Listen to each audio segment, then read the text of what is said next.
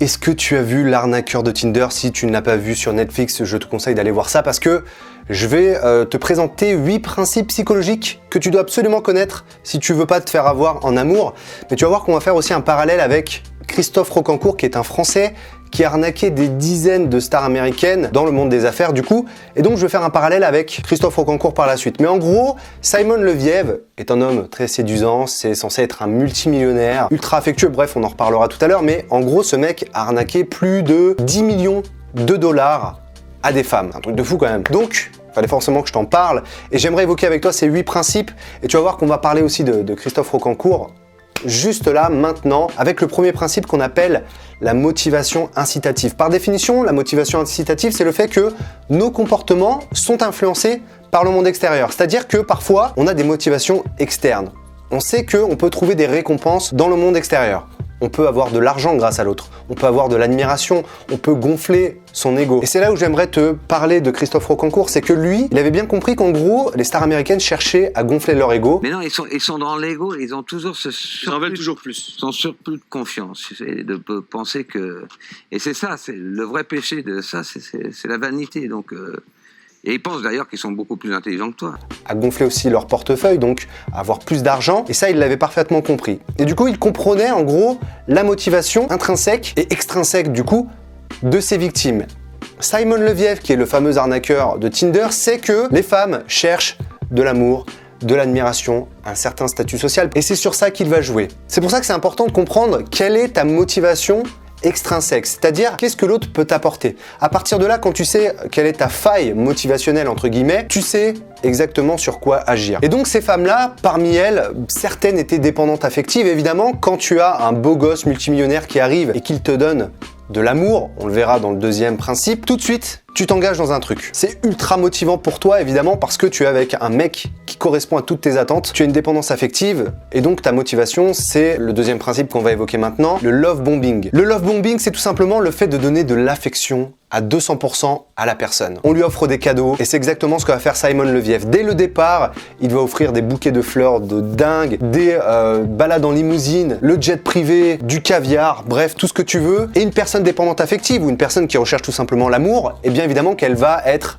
ultra touchée par le fait que cet homme lui apporte de l'amour et de l'affection et aussi de l'admiration. Donc ça, Simon Leviev va beaucoup l'utiliser, le love bombing dès le départ. Et c'est exactement ce que font aussi les pervers narcissiques dans leur schéma, dans leur scénario comportemental et émotionnel. Ils vont utiliser cette phase de séduction où ils vont donner énormément d'amour, et ils savent très bien que justement ça fait partie des failles de la personne. Puis ensuite, le scénario émotionnel va complètement changer, on va être sur des trucs beaucoup plus dark, mais bref, on va pas en parler maintenant. Donc il va jouer sur le love bombing et aussi sur le troisième principe, le complexe de Cendrillon.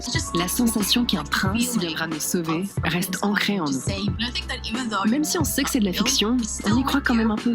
C'est un petit peu le besoin psychologique de trouver le prince charmant. Imagine que tu arrives quelque part, sur un site de rencontre du coup, et que tu tombes sur l'homme ou la femme parfaite, d'une beauté incroyable, quelqu'un d'affectueux, quelqu'un de riche, quelqu'un qui a en fait tous les critères que tu voudrais avoir. Exactement comme Cendrillon qui se fait sauver par son prince charmant, tu te dis waouh, c'est cette personne que je veux et en plus elle s'intéresse à moi, c'est un truc de fou. Donc parmi ces femmes, il y en a beaucoup qui ont ce complexe de Cendrillon, elles ont un statut social qui est moins important que Simon Leviev, qui est censé être multimillionnaire. Et du coup, elle se dit, c'est incroyable, cet homme m'apporte tout ce que je veux, tout ce que je désire. J'ai l'impression d'être une princesse qui se fait sauver par son prince et qui m'apporte vers quelque chose d'épanouissant, une nouvelle vie, où tout est beau, tout est rose et l'argent coule à flot. Et évidemment, il y a un autre principe psychologique, le quatrième, c'est la preuve sociale. Simon Leviev a un compte Instagram au moment où il arnaque ses femmes. Il y a des centaines de milliers de personnes qui le suivent.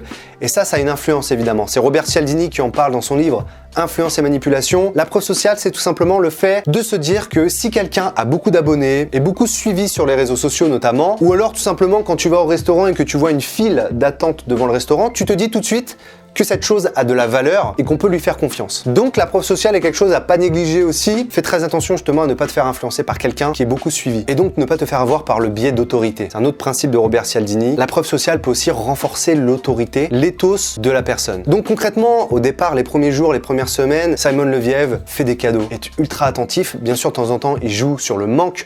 En partant en voyage, il revient avec des tonnes de cadeaux. Et la femme, du coup, se sent privilégiée. Et c'est là que, justement, on arrive à un autre stade, c'est ce qu'on appelle l'implication émotionnelle et comportementale. Il dit à la femme: Deuxième appartement. Voilà le salon, on pourra regarder des films. Et c'est à partir de là que justement, quelques temps plus tard, boum. La nuit est tombée. On est avec lui. Vous pouvez écrire votre prénom? Je peux le faire, cela dit. Vous pouvez écrire?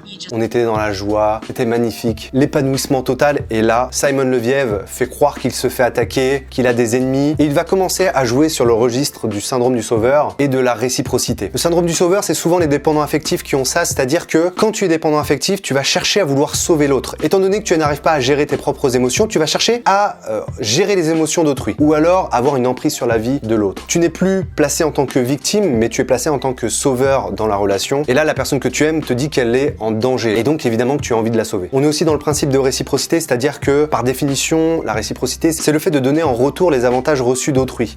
Dès le départ, Simon était ultra affectueux, généreux. Et évidemment que quand tu es dans un processus où tu t'es engagé avec l'autre, tu te dis que tu vas rendre la monnaie de sa pièce. Donc, au départ, Simon Leviev va commencer à demander de l'argent, des petites sommes au départ, et la victime va commencer à s'endetter. Puis, il va jouer de plus en plus sur le sentiment de peur. Mes ennemis sont en train de m'attaquer, il faut que tu m'envoies encore de l'argent, fais ça pour moi, je t'en supplie. Tu sais très bien que je vais te rendre cet argent-là. Donc il va pouvoir jouer aussi sur la culpabilité, sur le chantage affectif. Et donc, septième principe, la personne est dans la cohérence et l'engagement. Elle s'est engagée puisque, ça y est, on va voir un appartement ensemble. Je suis engagé. Donc, par principe de cohérence, je vais subvenir aux besoins de Simon. Le lendemain matin, il m'envoie un message vocal.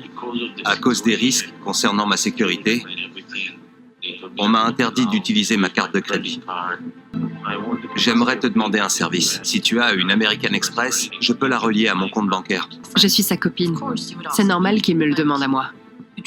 On se fait confiance, c'est normal qu'on s'entraide. Souvent, il fait miroiter que justement, un chèque est parti. T'inquiète pas, bébé.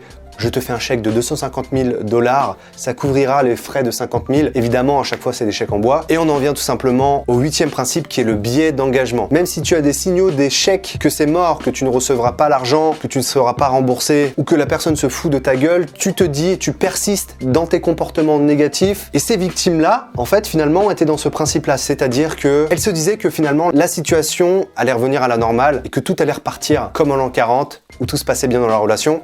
Donc elle continue dans ce principe d'engagement finalement, où elle continue à donner des chèques, de l'argent, à s'endetter pour Simon, pour le sauver de ces méchants qui lui veulent du mal. Et elle persiste dans leur comportement, c'est ce qu'on appelle le biais d'engagement. Il redépasse le plafond autorisé et veut que je contracte d'autres prêts. J'emprunte la somme de 40 000 $. Tous les 2 ou 3 jours, il demande de l'argent. Dès qu'il atteint le plafond, je dois reprendre un emprunt. 50 000 $ chez Instabank, 12 500 chez DNB, 10 000 sur une carte de crédit. Donc pour les gens qui disent « ouais, ces filles, elles se faisaient avoir, etc. » elles sont complètement naïves. Faut savoir donc que Simon quand même a apporté des choses qu'on n'apporte jamais ou alors 0,0001% dans la vie de quelqu'un de normal, c'est-à-dire une vie incroyable. En mode Pretty Woman, un homme ultra riche qui s'intéresse à une personne lambda d'une classe sociale inférieure et lui, il propose une vie de rêve. On peut pas se mettre à leur place puisque ça arrive tellement rarement qu'on ne saurait pas si nous, en tant que tels, on n'agirait pas de la même manière. Donc pour résumer, les 8 principes à connaître pour ne pas se faire avoir en amour. Numéro 1, la motivation incitative. Nos comportements sont influencés par les récompenses du monde extérieur et donc il faut connaître ses motivations pour ne pas se faire manipuler. Numéro 2, le love bombing, recevoir énormément d'affection de la part de l'autre. Numéro 3, le complexe de Cendrillon. Numéro 4, la preuve sociale. Numéro 5, l'implication émotionnelle et comportementale. Numéro 6, le syndrome du sauveur et la réciprocité. Numéro 7, la cohérence et l'engagement. Et enfin numéro 8, le biais d'engagement. Écoute, j'espère que cette vidéo t'a plu. Si tu veux ne pas te faire avoir dans tes relations, il faut que tu joues sur un principe qui est très simple, l'estime de soi. Il faut développer ton intelligence émotionnelle, il faut comprendre quelles sont tes failles internes pour justement réussir à te protéger de la manipulation des gens. En renforçant ton estime de toi, tu évites d'avoir des failles cognitives émotionnelles et ça te permet tout simplement de te protéger en te renforçant intérieurement. En tout cas, à très bientôt et... Hey!